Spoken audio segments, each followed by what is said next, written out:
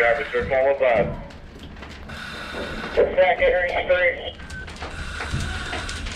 3. Attack the 3. Go. A little background on this series of videos. We utilized a donated ranch-style home to create a modern-day residence fire. The home was eventually used for multiple days of training for 3 different agencies, but not before we caught some great video.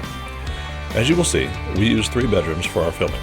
1 bedroom became the living room, 1 a bedroom with the door closed, and 1 with the bedroom door open. In the hallway was a brand new working smoke detector. Then we rigged the entire property with 9 cameras and 4 temperature sensors, all recording the entire time. It's our hope that the videos we put together will help educate others about modern fire dynamics, the importance of smoke detectors, and how important it is to keep your bedroom door closed at night. Thanks for taking interest. And now, let's get going. Welcome to another video from our residential burn series. In this video, we want to focus on the speed of fire and real-time responses from the fire department.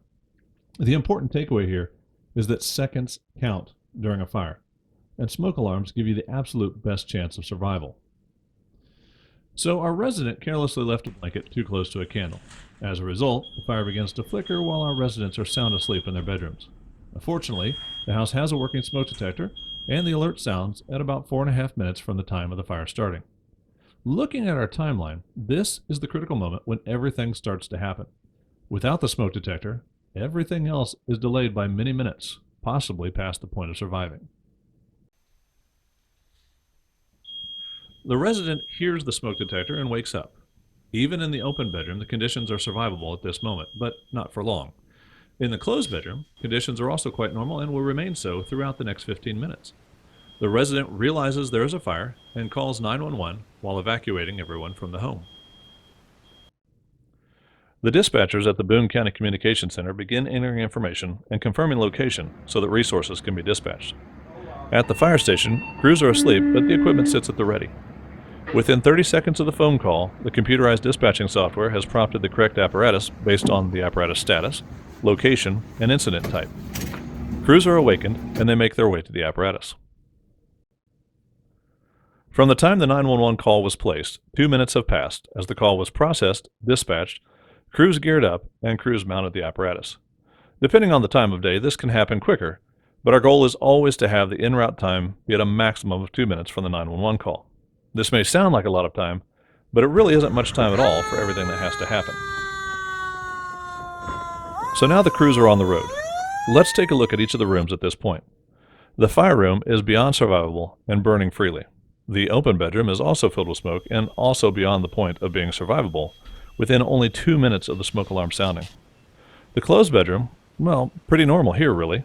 Clear evidence that sleeping with the door closed is an effective safety tip for all of us. At 2.5 minutes since the alarm sounded, the living room window has heated to the point of failure. This is a critical moment as the fire is now drawing fresh oxygen and will continue to grow rapidly. Crews are en route and getting information updates from dispatchers and other arriving units. Depending on the location of the residence, travel time, even with lights and sirens, can range from 3 to 5 minutes on average and upwards of that in more rural areas.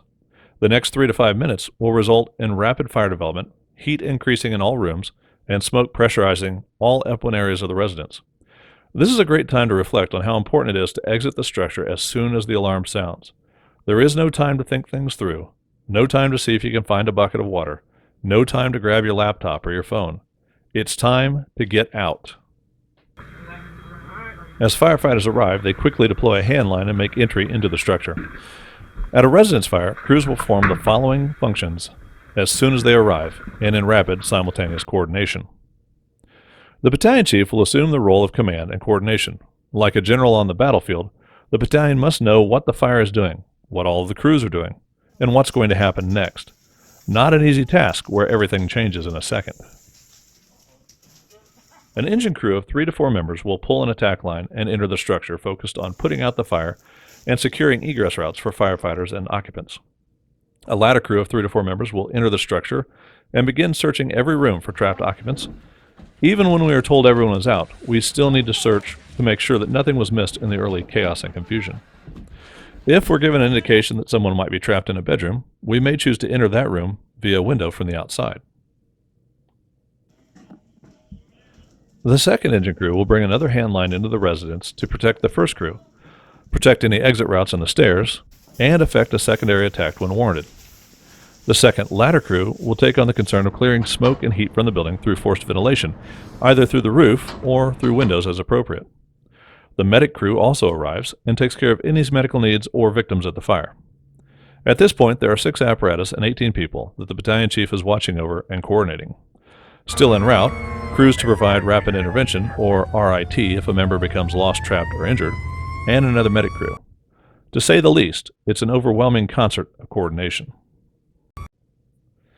Within minutes of arrival, the crews will have extinguished the fire, searched the building, removed any occupants, treated and transported anyone that was injured, and begun the task of clearing smoke from the residence.